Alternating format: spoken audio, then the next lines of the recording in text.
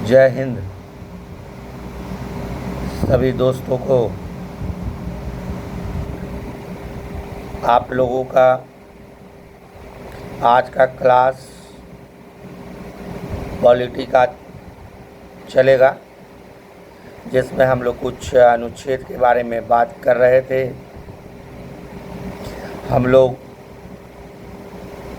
भाग 3 fundamental right पे बात कर रहे थे, जिसमें हम लोगों ने आर्टिकल 12 जो राज्य की परिभाषा को समझे, आर्टिकल 13 को भी हम लोगों ने समझा कि 26 जनवरी 1950 के पहले बना हुआ कानून वर्तमान के समय में भी रहेगा, जब तक वो मूल अधिकार को कुछ नुकसान ना करता हो। यदि मूल अधिकार को यदि वो नुकसान कर रहा है, उसमें कमी कर रहा है, तो वैसे कानून शून्य घोषित कर दिए जाएंगे सुप्रीम कोर्ट के द्वारा। आर्टिकल 14 समानता का अधिकार हम लोगों ने पढ़ा था। आर्टिकल 15 ये भी हम लोगों ने चर्चा किया। धर्म, जाति, लिंग, वंश और जन्म स्थान के आधार पर किसी के साथ भेदभाव नहीं किया जाएगा। लेकिन यदि पॉजिटिव डिस्क्रिमिनेशन की बात हो तो पॉजिटिव डिस्क्रिमिनेशन किया जा सकता है। आर्टिकल 16 लोग नियोजन में अवसर, सरकारी नौकरी में सभी लोगों को समान अवसर देने का प्रावधान है। लेकिन यदि किसी लिंग या जाति के लिए पॉजिटिव डिस्क्रिमिनेशन करना पड़े तो किया जा सकता है, हम लोगों ने देखा था।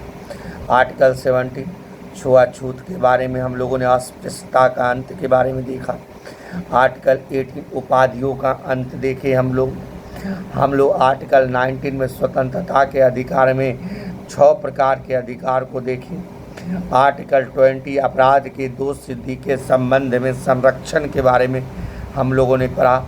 आर्टिकल 21 प्राण और दैहिक स्वतंत्रता हम लोगों ने देखा। इसमें आर्टिकल 21 86वां संविधान संशोधन के तहत 21 को जोड़ दिया गया और उसमें कह दिया गया 6 से 14 वर्ष के बच्चे को निःशुल्क शिक्षा का प्रावधान होगा और 6 साल से नीचे तक के बच्चे को स्वास्थ्य संबंधी राज्य की जिम्मेवारी होगी, उसके स्वास्थ्य संबंधी हेल्थ पे ध्यान दिया जाए। हम लोगों ने इसी तरह आर्टिकल 21 को कंप्लीट कर लिया था। आर्टिकल 22 में गिरफ्तारी के संबंध में संरक्षण। उसके बाद हम लोगों ने आर्टिकल 23 और 24 शोषण के विरुद्ध अधिकार, जिसमें 23 में हम लोगों ने देखा था कि जो ह्यूमन ट्रैफिकिंग है, बलात् श्रम है, जो बंधुआ मजदूरी है, ये आप बलात् श्रम किसी से बलपूर्वक काम नहीं करा सकते हैं, मानव तस्करी नहीं कर सकते हैं। अनुच्छेद 23 इस पर रोक लगाता है। आर्टिकल 24 हम लोगों ने देखा कि 14 वर्ष से नीचे के बच्चे को आप काम नहीं करवा सकते। खतरनाक स्थानों पे, फैक्ट्री में, उत्खनन जैसे स्थानों पर आप एकदम उस पर सख्त रोक है, जो अनुच्छेद 24 के तहत ये कहा गया है। आज की क्लास में हम लोग आर्टिकल 25 के बारे में जानेंगे। 25 क्या कहता है? धार्मिक स्वतंत्रता का अधिकार, यानी धार्मिक स्वतंत्रता ये 25 से लेकर 28 तक है। जैसे हमने आपको 6 प्रकार का अधिकार, आपको मूल अधिकार में 6 प्रकार के अधिकार बताए थे। संविधान के द्वारा आपको 6 प्रकार का अधिकार दिया गया है। जिसमें हम लोग 14 to 18 समानता का अधिकार, देश में रहने वाले जितने भी नागरिक हैं और गैर नागरिक भी हैं उनको भी कुछ ऐसे आर्टिकल्स हैं जो समानता का अधिकार प्रदान करता है। आर्टिकल 19 से 22 दूसरा जो है अधिकार वह स्वतंत्रता का अधिकार आप देख चुके हैं। आर्टिकल 3 जो है शोषण के विरुद्ध अधिकार है 23 और 24। अब हम लोग 14 जो आपका मूल अधिकार है, आपका जो फंडामेंटल राइट्स, ये जानना जरूरी है। आर्टिकल 25 से लेकर 28 तक जो आपका मूल अधिकार है वो ये कहता है कि धार्मिक स्वतंत्रता का अधिकार, आप अंतःकरण की ओर अवैध रूप से धर्म को, आप किसी भी धर्म को मान सकते हैं, उसका आचरण कर सकते हैं और उसका प्रचार प्रसार करने के लिए आपको आर्टिकल 25 जो है ये धार्मिक स्वतंत्रता का अधिकार देता है। आप किसी भी धर्म को स्वतंत्र हैं मानने के लिए, आप कोई भी धर्म को मान सकते हैं। अंतःकरण एक वर्ड जोड़ दिया गया है, ये नहीं कि धर्म परिवर्तन ही करके आप उस धर्म को मानें। आपको कोई धर्म अच्छा लगता है तो आप मन में भी उस धर्म को रख सकते हैं। ऐसा कोई ज़रूरी नहीं है कि आप एक धर्म से दूसरे धर्म में ही जाके उस धर्म का आचरण करें। आपको यदि लगता है, कोई मुस्लिम है, यदि उसको लगता है कि हिंदू में कुछ मंत्र ऐसे हैं जो उसे अच्छे लगते होंगे, जैसे ओम भूर्भुवस्वः तस्सवितुर्वरेण्यं भर्गोदेवस्य धीमहि धियो यो न प्रचोदयात्, ओम त्र्यंबकं यजामहे सुगंधिं पुष्टिवर्धनम् उर्वारुक में भवन्नाय मृत्यो न मुक्षीयमामृतम्। हो सकता है कि कोई मुसलमान समुदाय है, धार्मिक समुदाय वो है, उसको ये मंत्र अच्छा लगता हो वो हिंदुओं का, तो वह मन में आचरण कर सकता है, इसके लिए मन में गुनगुना सकता है, गा सकता है। कोई हिंदू है, उसको मुसलमान के कुछ सॉन्ग अच्छे लगते हैं तो वो गुनगुना सकता है। तो आप आचरण कर सकते हैं, किसी धर्म को अंतःकरण यानी अंत मन में उसको मान सकते हैं और उसका प्रचार प्रसार भी आप कर सकते हैं। ये आर्टिकल 25 आपको धर्म, किसी भी धर्म को अबाध रूप से मानने की स्वतंत्रता है। आप किसी भी धर्म को स्वतंत्र रूप से मानने के लिए आप स्वतंत्र हैं। अगर धर्म परिवर्तन करना चाहें तो आप धर्म परिवर्तन भी कर सकते हैं, लेकिन ये स्वैच्छिक रूप से होना चाहिए। स्वैच्छिक रूप से कोई आपसे बलपूर्वक आपके धर्म का परिवर्तन नहीं करवा सकता है। आपको प्रचार प्रसार करने के लिए स्वतंत्र है, आप अपने धर्म को लेकर प्रचार प्रसार कर सकते हैं। तो क्या प्रचार प्रसार कर सकते हैं तो उसका धर्म परिवर्तन भी करा सकते हैं? नहीं, आप प्रचार प्रसार कर सकते हैं सिर्फ। और यदि वो स्वैच्छिक रूप से यदि धर्म परिवर्तन करना चाहेगा तो वो धर्म परिवर्तन कर सकता है, लेकिन यदि किसी को कहा जाए कि बलपूर्वक धर्म को परिवर्तन करने के लिए, तो वो बलपूर्वक धर्म को परिवर्तन नहीं कर सकता है, नहीं करवा सकता। इसमें आप किसी को लालच देकर, किसी को डरा के, धमका के भी आप ऐसा काम नहीं करा सकते। कोई धर्म वाले होते हैं, कहते हैं कि आप इस धर्म में आ जाइए, हम आपको 20 लाख रुपया देंगे या आपको सरकारी नौकरी देंगे। इस तरह से अगर ऐसा होता है तो इसके लिए आर्टिकल 25 उस पर सख्त रोक लगाता है कि आप धर्म को अंतःकरण मानिए, धर्म, किसी भी धर्म को प्रचार प्रसार कीजिए, आप स्वतंत्र देश में, आप उसका आचरण कर सकते हैं, आप उसके लिए जुलूस निकाल सकते हैं,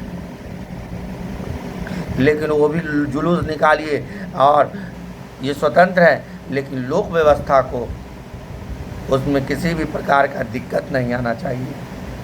जैसे आप जुलूस निकाल सकते हैं अपने धार्मिक समुदाय के लिए, इसका मतलब ये नहीं कि भाला लेके बंदूक लेके आप लोक व्यवस्था को अभंग करें। आप ऐसा नहीं कर सकते। आपको स्वतंत्र है कि आप जुलूस निकाल सकते हैं, लेकिन शांतिपूर्वक। किसी लोक व्यवस्था को परेशानी नहीं होना चाहिए।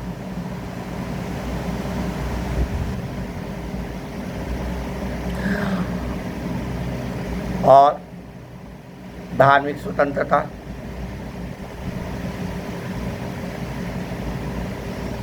आर्टिकल 26। अब हम लोग देखेंगे, आप किसी भी धार्मिक कार्यों का प्रबंध कर सकते हैं। आप किसी भी धार्मिक कार्यों का प्रबंध कर सकते हैं, उसका मैनेजमेंट कर सकते हैं। आर्टिकल 26 कहता है, अनुच्छेद 26 कहता है, आप किसी भी धार्मिक कार्य का प्रबंध कर सकते हैं, आप आयोजन कर सकते हैं।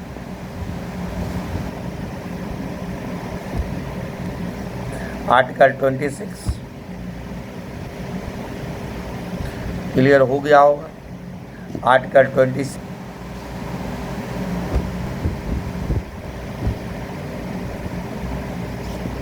आर्टिकल 27 देखिए, इसमें क्या कहा, जो धार्मिक स्थलों के लिए भारत के नागरिकों से किसी भी प्रकार का टैक्स नहीं लिया जा सकता। कोई मंदिर बनवाना है कोई, तो उसके लिए आपसे टैक्स नहीं लिया जाएगा। धार्मिक स्थलों पर के लिए किसी भी प्रकार का टैक्स नागरिकों पे नहीं दिया जा सकता। आपसे फी लिया जा सकता है। जैसे आप किसी धार्मिक स्थलों पे जाइएगा तो हो सकता है कि आपको से कुछ फी लिया जाए कि आपको पहले दर्शन कराया जाए भगवान का, इस प्रकार का फी लिया जा सकता है। लेकिन धार्मिक स्थानों को खोलने के लिए किसी प्रकार के नागरिकों के से कोई टैक्स नहीं लिया जा सकता। आर्टिकल 28 है क्या? आर्टिकल 28 में कहता है कि जो भी धार्मिक शिक्षा देने का प्रावधान नहीं है, आप स्कूल कॉलेजों में धार्मिक शिक्षा नहीं दे सकते। जो सरकारी संस्थानों के द्वारा वित्त पोषित है उसको आप उस स्कूलों में आप धार्मिक शिक्षा का प्रावधान नहीं है। अगर देखा जाए तो धार्मिक शिक्षा माने कि धर्म को लेके आप उसके इंस्ट्रक्शन नहीं दे सकते हैं। कोई बच्चे आ रहे हैं धर्म से रिलेटेड, आप उसको जैनिज़्म बुद्धिज़्म पढ़ा रहे हैं, आप उसको ये नहीं कहते कि जैन इंस्ट्रक्शन ये नहीं दे सकते कि ये जैन धर्म ही अच्छा है, तुम इसमें आके इसमें जुड़ो, या बुद्धिज़्म अच्छा है, या किसी भी अन्य धर्म के बारे में।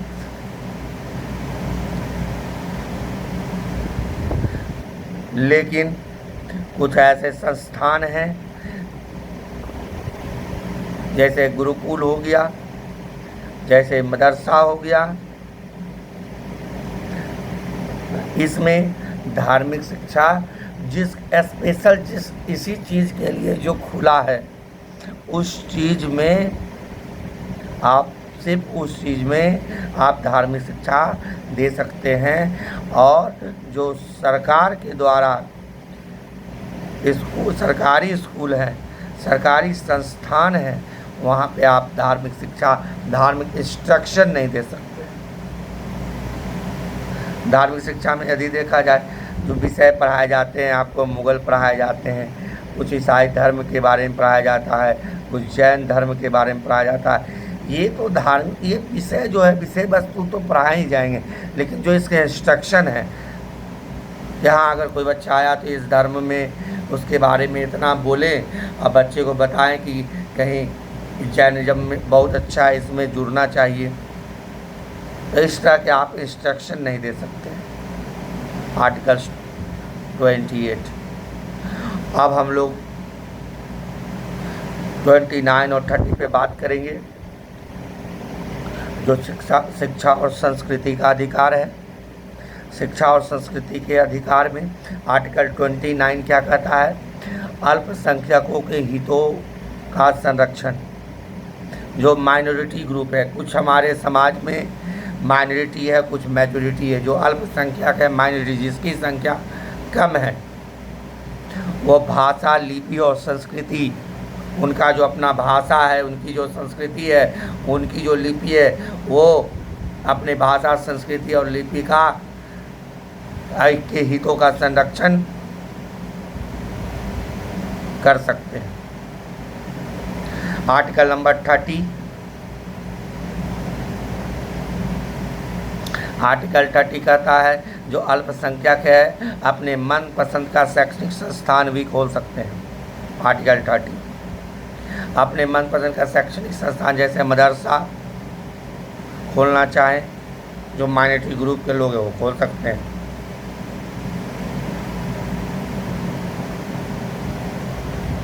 अब हम लोग आर्टिकल 31 पे बात करेंगे, जो संपत्ति का अधिकार था।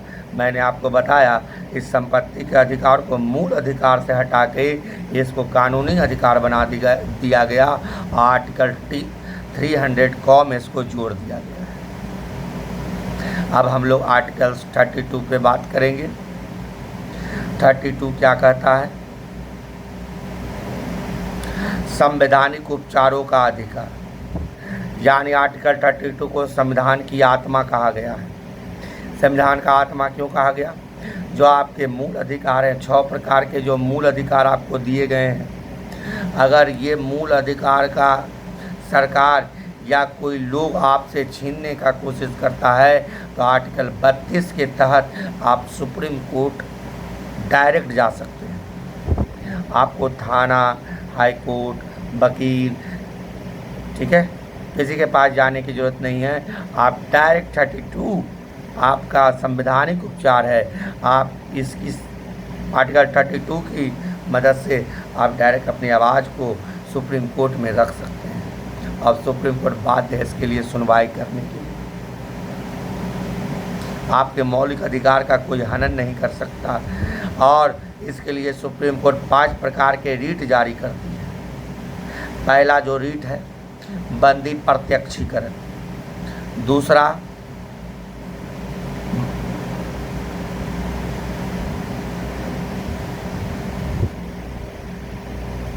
प्रतिषेध, तीसरा उत्प्रेषण, चौथा अधिकार परीक्षा और 5वां परमादेश। फिर से और हम बोलते हैं, बंदी प्रत्यक्षीकरण, परमादेश, अधिकार परीक्षा, प्रतिषेध, प्रोहिबिशन जिसको कहते हैं, और एक उत्प्रेषण। जो बंदी प्रत्यक्षीकरण है, आप मान लीजिए कोई सड़क पे जा रहा है और पुलिस की गाड़ी आ जाए, बोल दे हाँ हाँ यही बंदा है, यही बंदा है, इसको पकड़ो, और उसको ले जाके जेल में डाल दे और उसके साथ मारपीट करें, तो उसके जो परिजन होंगे, उसके जो लोग होंगे, वो सुप्रीम कोर्ट में जा सकते हैं और वो इस बात को कहेंगे। तो सुप्रीम कोर्ट के द्वारा ये जो बंदी प्रत्यक्षीकरण के तहत कहा गया है, यदि कोई क्राइम किया हुआ व्यक्ति है उसको सशरीर सुप्रीम कोर्ट में 24 घंटे के अंदर उसको प्रस्तुत करना होगा। यदि कोई अपराध किया है तो उसको 24 घंटे के अंदर सुप्रीम कोर्ट में उसको लाना होगा। यदि 24 घंटे से अगर लेट होता है तो जो अधिकारी हैं उस पर कार्रवाई की जा सकती है। बंदी प्रत्यक्षीकरण। अब सुप्रीम कोर्ट में उससे पूछताछ होगी, अगर वो अपराधी घोषित होगा तो उसे अपराध मिलेगा, अगर अपराधी घोषित नहीं होगा तो उसे छोड़ दिया जाएगा। दूसरा परमादेश। परमादेश क्या है? परम आदेश यानी जज के द्वारा जो आदेश दिया जाता है, अधिकारियों को जो आदेश दिया जाता है, उसे परमादेश का। और तीसरा अधिकार परीक्षा। कभी कभी सुने होंगे, हाँ आप किस अधिकार के तहत, आपको यह अधिकार कौन देता है? जैसे कोई पुलिस किसी बंदे को पकड़ लिया और उससे, कभी कभी आप रेल में सफ़र कर रहे होंगे, रेलगाड़ी पे, तो पुलिस वाले किसी को पकड़ लिए और 500 रुपया उससे चार्ज ले लिए, तो सुप्रीम कोर्ट में वो बंदा जाके केस कर दिया।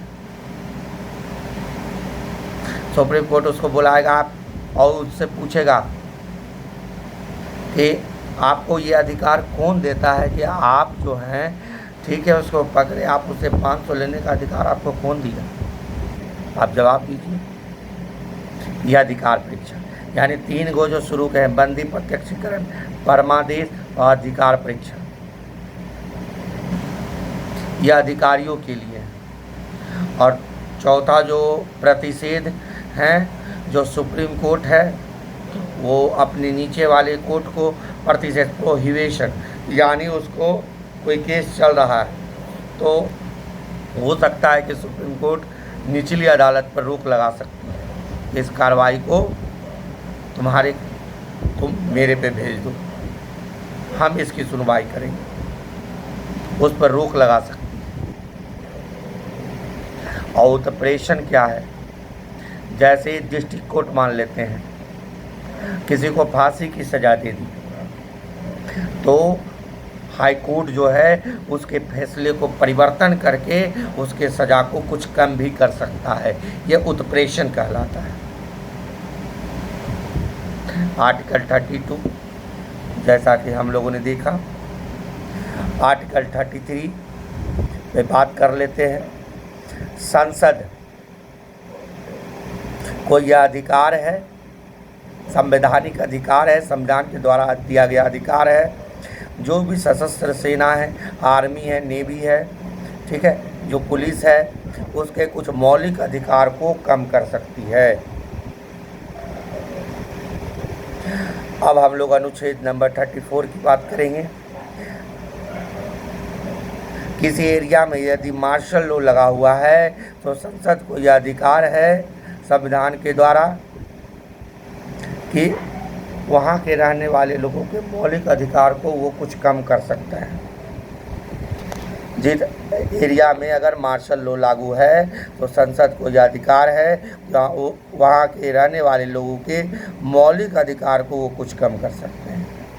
आर्टिकल 35 जो फंडामेंटल राइट्स का अंतिम है, जो 12 से 35 हमने बोला था।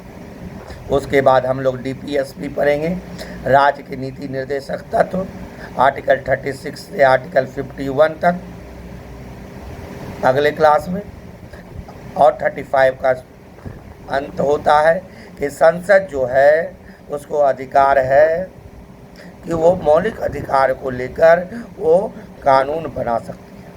आर्टिकल 35 संसद को यह अधिकार देता है कि आप मौलिक अधिकार को लेके कानून बना सकते हैं। आज का क्लास यहीं तक। जय हिंद, जय भारत।